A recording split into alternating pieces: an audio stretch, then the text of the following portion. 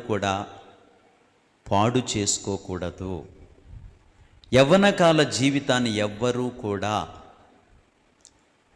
మురికి చేసుకోకూడదు. మచ్చగలిగిన జీవితంగా ఎవరూ ఉండకూడదు. యవ్వనకాల జీవితాన్ని చాలా జాగ్రత్తగా మనం కాపాడుకోవాలి. యవ్వనకాల జీవితం బలమైనది, విలువైనది. దేవుని కొరకు ఎన్నో గొప్ప కార్యాలు చేయగలిగిన సమయం అదే. దేవుని కొరకు కష్టపడటానికి, ప్రార్థించడానికి, దేవుని కార్యాలు చేయడానికి, దేవుని కొరకు వాడబడడానికి సరి అయిన సమయము ఏది అంటే ఒక వ్యక్తి జీవితంలో యవ్వన కాలము.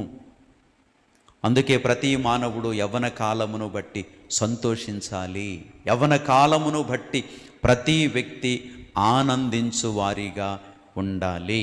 యవ్వనస్తుడవా ఆనందించు, యవ్వనరాలువా ఆనందించు, కానీ అదే సమయంలో జీవితాన్ని పాడు చేసుకోకూడదు. దుష్టుడు ఉపయోగించుకోకూడదు.